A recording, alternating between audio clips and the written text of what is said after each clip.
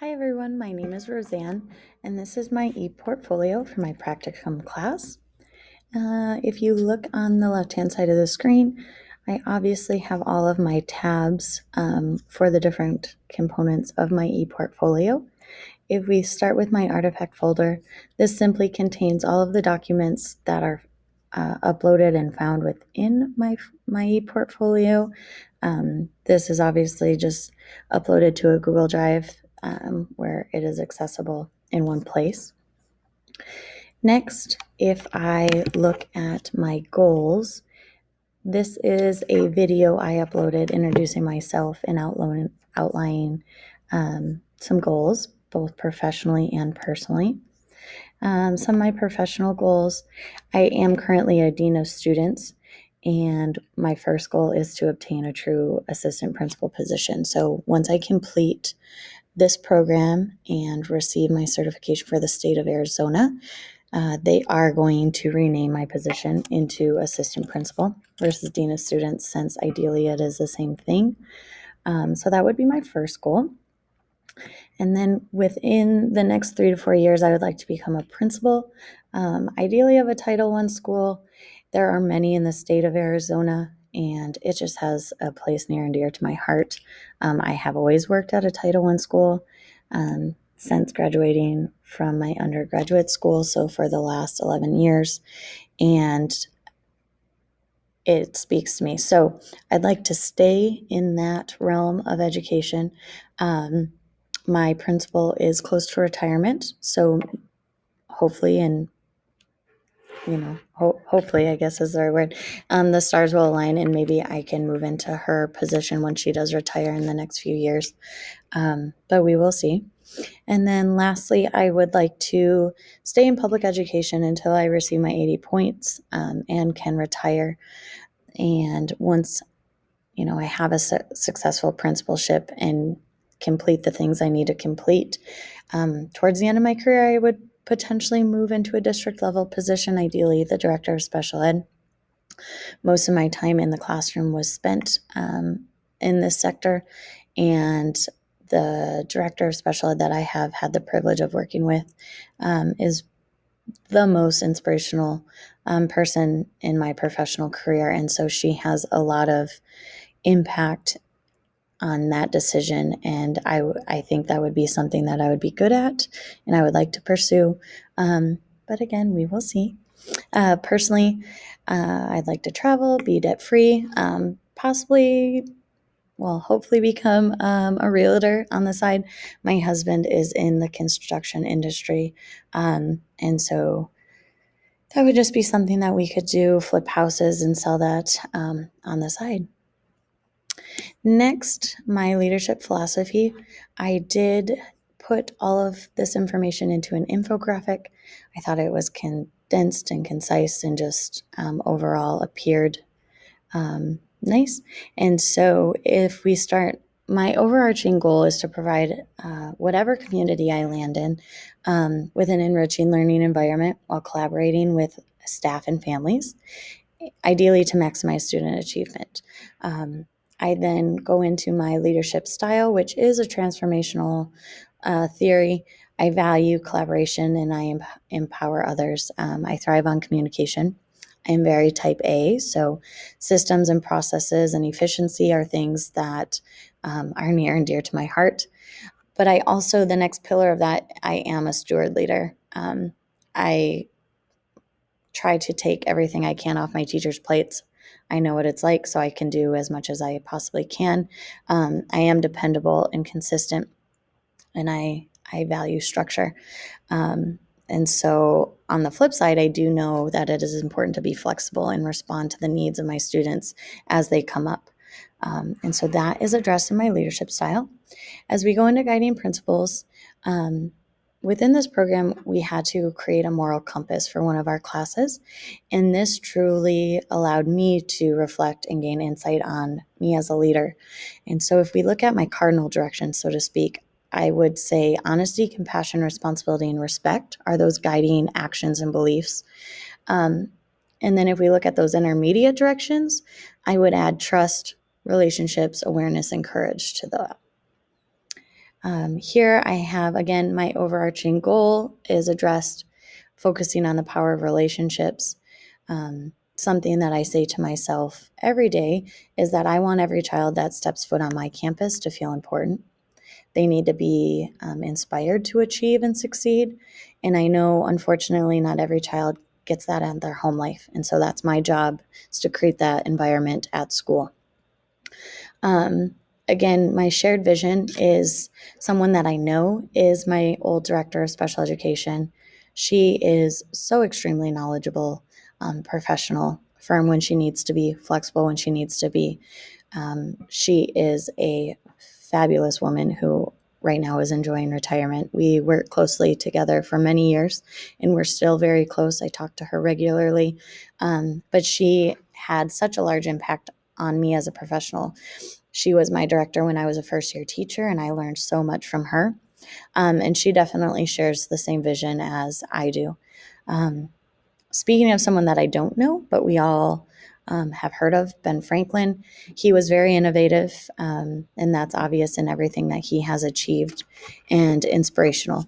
And so he was also a transformational leader, and I have indicated that on my philosophy. Like I said, one of my quotes, I feel like I made up, but I say to myself every day, is that every child deserves to be important. And so that, along with what's best for kids, are kind of my motto and my go-to, and dictate my actions every day. Next, I have my plan of study, which just simply outlines the courses in this program and their completion date. I started my program in January of 2020 and completed it in July of 2021. For the most part, I completed these courses in sequential order.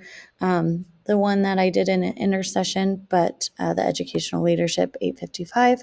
Other than that, I followed the the process there.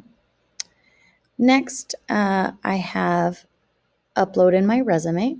This simply just outlines my experience in education, my certifications, and some skills. I have been with Coolidge Unified District the bulk of my career. I don't have any plans to leave unless something doesn't work out with me moving up as a principal. It is about 35 minutes away from my house. It's a rural town, and I live in a suburb of Phoenix, Gilbert. So that would be really the only underlying factors if I would want something closer. But as of right now, I'm very happy and content here. I'm learning a lot and growing as a person and a professional. And a lot of personnel within the district is extremely supportive. So right now, this is the right place to be for me. As we move into my activities, first we have my activity form. This is simply categorized by the many activities that I completed. First, we have my district hours in the 5 national standards addressed here. Standards 2, 4, 5, 6, and 7 were addressed in the 5 activities I have completed, followed by the 10 elementary activities. This is the bulk of my hours and my focus. I have spent all of my time in that K through 6 setting. And so I'm passionate about elementary. I love the various ages. I love the impact we can have on the primary level. And so national standards 1 through 7 were addressed, as it was the bulk of my time. Lastly, I have my 7 secondary standards addressing each national standard, totaling 234 hours.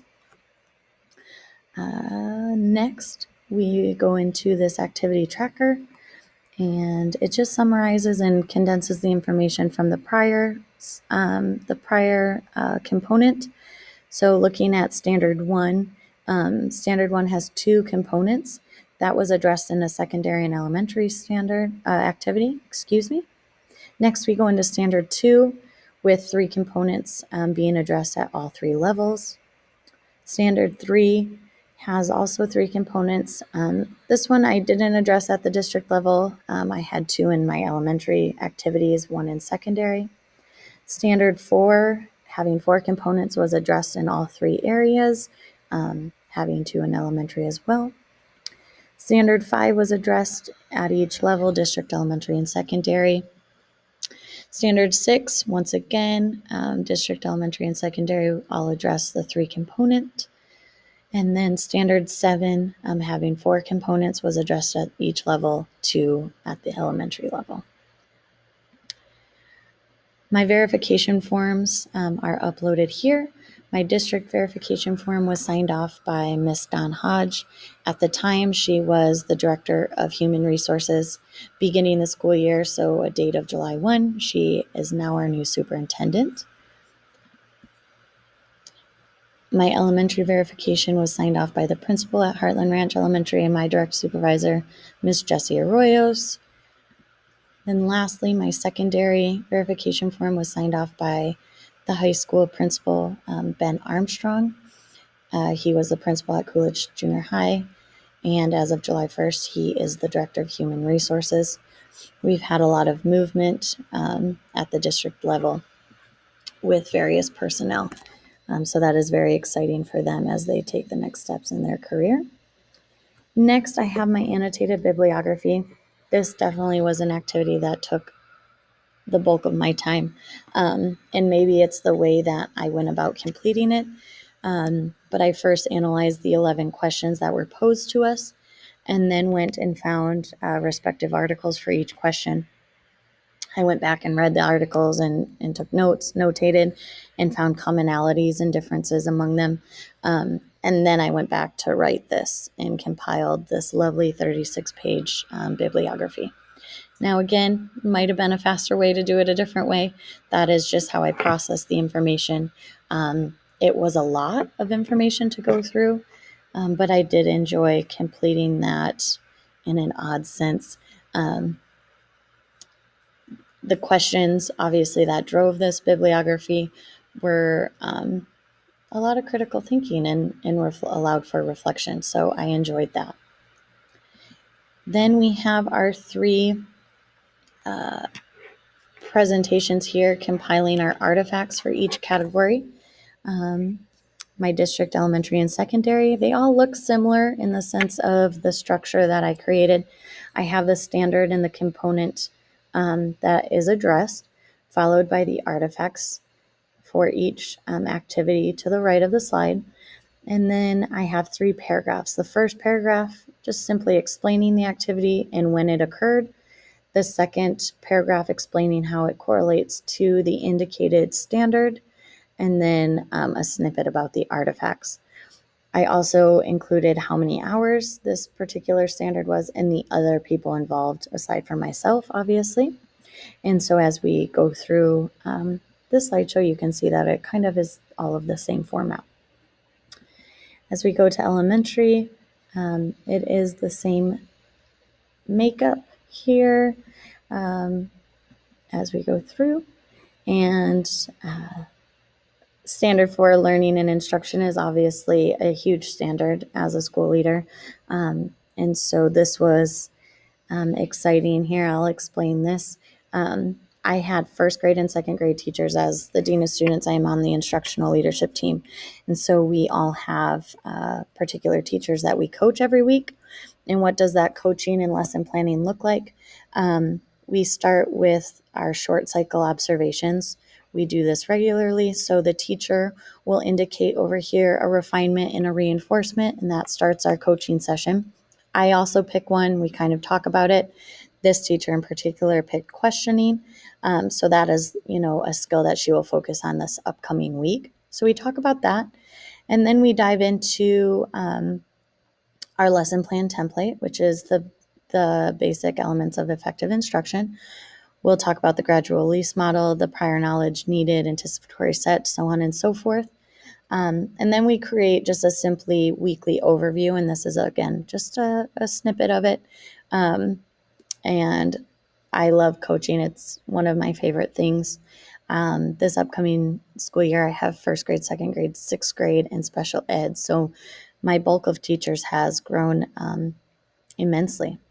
And then my secondary PowerPoint is also attached that follows that same format. And lastly, I have my reflection document where we explored our exploration stage, explanation stage, conjecture, and then outlined activities throughout our entire program. I chose 3 activities or assignments for every course that I enjoyed the most and thought had the most impact, and then explained the impact of that particular activity for me as a future leader. So that is my portfolio. Thank you for watching, and take care.